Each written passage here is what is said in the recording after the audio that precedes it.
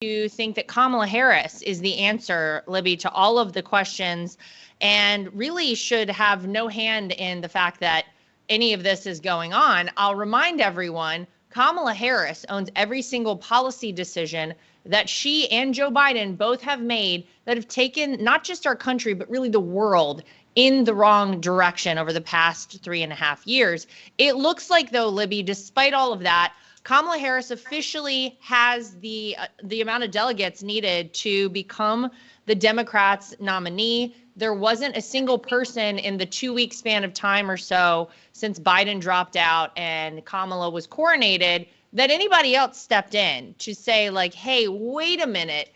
This is not the democratic process. This is actually the least democratic thing we've ever seen happen. Not a single vote was cast for this woman. What do you think about that? Are you surprised at all, Libby, that we're here right now in this moment in America and really the world, that you have Kamala Harris, who really, I don't think anyone's ever seen anything like this happen. This is historic in the worst possible way.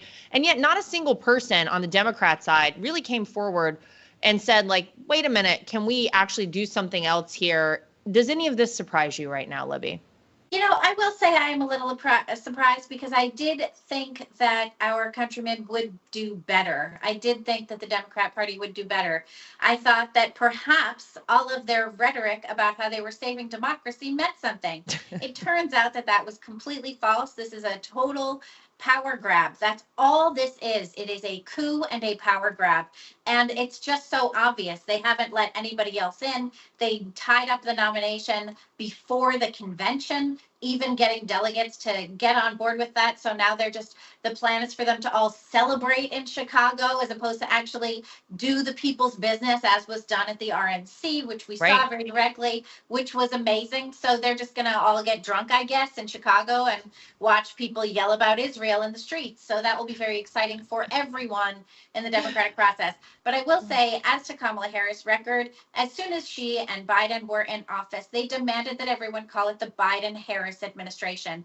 Every single thing that has happened in the past 3.5 years is on her as well. And as for everything that she is saying about, well, she hasn't really said much, has she? She hasn't sat down for a press conference. She's refused to debate. She doesn't even have policy platforms on the website. So regardless of whatever it is that she thinks she might accomplish in the next 4 years, assuming she thinks something, there's no reason she can't do it now. This is her administration. This is the Biden-Harris administration. You want to get something fixed? Do it now. Show us what you're actually capable of doing before, you go ahead and steal the White House. It really does feel like that, though, Stephanie.